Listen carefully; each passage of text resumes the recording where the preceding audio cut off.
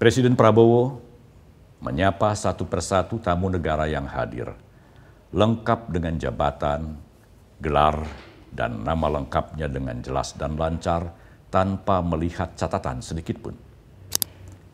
Prabowo menyebut nama-nama dan jabatan para tamu negara itu berdasarkan deretan tempat duduk mereka di kursi-kursi yang telah disediakan.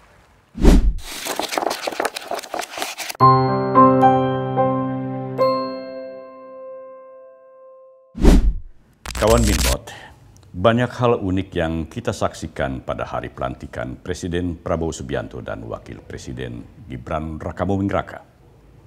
Termasuk adegan-adegan yang berlangsung sebelum dan sesudah acara pelantikan. Semua keunikan ini merupakan khas Prabowo yang selalu tampil sederhana, santun, dan spontan. Sehingga acara pelantikan pun terasa sangat cair. Meskipun tetap mengikuti aturan-aturan protokoler resmi kenegaraan. Salah satu keunikan itu terjadi saat Prabowo tiba di gedung MPR DPR. Presiden terpilih yang akan dilantik itu tidak langsung masuk ke dalam ruang sidang MPR, melainkan berdiri tepat di pintu masuk. Ketika menyaksikan detik-detik yang ditayangkan sejumlah stasiun TV nasional itu, mungkin banyak pemirsa yang bertanya-tanya dalam hati, apa yang akan dilakukan Prabowo? Mengapa Prabowo tidak langsung masuk ke ruang sidang MPR tempat dirinya akan dilantik? Ternyata, di pintu masuk menuju ruang sidang MPR ini, Prabowo menyediakan dirinya untuk menyambut para tamu negara yang akan ikut menyaksikan acara pelantikan Presiden dan Wakil Presiden. Satu persatu para tamu negara itu disambut dan diselaminya sambil berbincang beberapa saat. Prabowo tampak sudah sangat mengenal dan akrab dengan para tamu negara itu.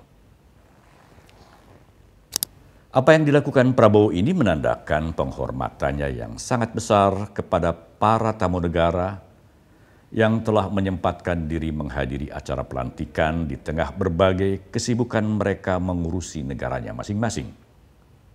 Juga sebagai sinyal kuat bahwa dalam kiprahnya sebagai Presiden Republik Indonesia ke-8, Prabowo akan memberikan perhatian khusus kepada permasalahan-permasalahan internasional dan Indonesia akan berdiri sebagai penyeimbang yang proaktif di dunia internasional. Di sini bedanya dengan Jokowi. Jika Jokowi lebih fokus pada urusan-urusan domestik pada 2 periode pemerintahan sebelumnya, Prabowo justru melangkah jauh ke depan. Prabowo membuka pintu seluas-luasnya untuk ikut aktif menangani permasalahan-permasalahan mancanegara. Berbarengan dengan pelaksanaan program-program pembangunan bangsa dan negara Indonesia dengan sejumlah permasalahannya yang sangat kompleks.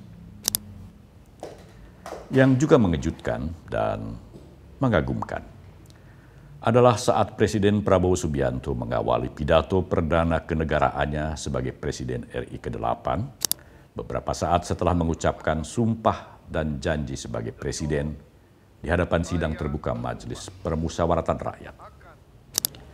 Presiden Prabowo menyapa satu persatu tamu negara yang hadir, lengkap dengan jabatan, gelar, dan nama lengkapnya dengan jelas dan lancar tanpa melihat catatan sedikitpun. Prabowo menyebut nama-nama dan jabatan para tamu negara itu berdasarkan deretan tempat duduk mereka di kursi-kursi yang telah disediakan. Adalah hal yang luar biasa dalam usianya yang sudah mencapai 73 tahun. Pada 17 Oktober lalu, Prabowo memiliki ingatan yang sangat kuat dan detail mengenai nama-nama para tamu negara yang tampaknya sudah sangat dikenalnya itu. Di antara para tamu negara itu ada 19 kepala negara dan kepala pemerintahan, serta 28 utusan negara-negara sahabat. Dan Prabowo menyapa mereka sambil menatap lurus kepada tamu-tamu yang disebutkan nama-nama dan jabatannya itu. yang saya hormati dan saya muliakan, Sultan dan yang di-Pertuan Negara Brunei Darussalam Paduka Sri Baginda Sultan Hassanal Bolkiah Muizzaddin Waddaulah Ibni Omar Ali Saifuddin Saadul Khairi Wa'idin.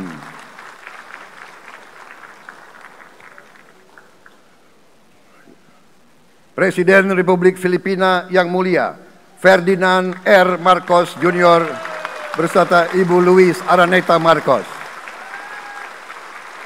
Perdana Menteri Kerajaan Kamboja yang mulia Samdech Moha Borfor Tipadai Hun Manet.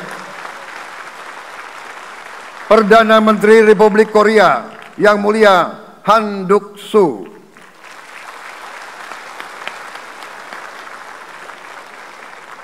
Perdana Menteri Malaysia yang mulia Datuk Seri Haji Anwar Ibrahim. Perdana Menteri Negara Merdeka Papua New Guinea yang mulia James Marape MP.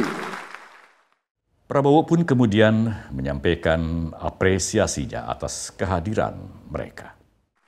On behalf of the people of Indonesia, I would like to thank you for your distinguished presence.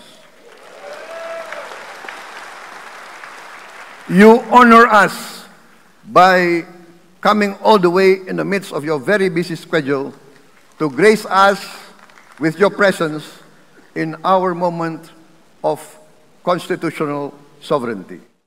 Lalu seakan ditujukan kepada para kepala negara dan kepala pemerintahan serta para utusan dari berbagai negara sahabat yang menghadiri acara pelantikan, Prabowo dengan lantang menyampaikan sikap pemerintah Indonesia di bawah kepemimpinannya yang akan tetap menerapkan prinsip politik luar negeri bebas aktif, bersahabat dengan semua negara, dan menjadi good neighbor atau tetangga yang baik. Kemudian mengutip sebuah pepatah kuno yang sering disampaikannya pada berbagai kesempatan, yakni 1000 kawan terlalu sedikit, 1 lawan terlalu banyak. Kendati demikian, ujar Presiden Prabowo, Indonesia tetap memegang teguh prinsip anti penjajahan karena kita pernah dijajah dan ditindas. Indonesia juga anti apartheid karena Indonesia pun pernah mengalami politik apartheid.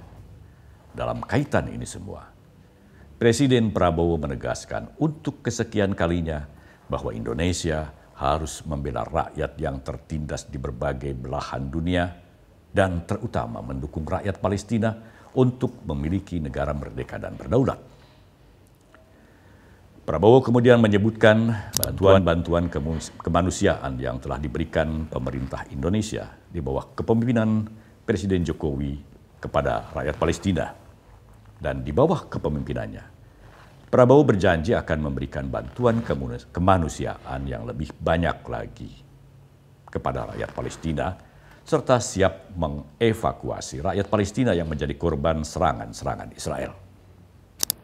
Kawan Minmot, itulah Presiden kita Prabowo Subianto yang selalu tegas, berani dan terukur dalam menyampaikan sikap politik luar negeri Indonesia di tengah gejolak geopolitik yang kian tidak menentu.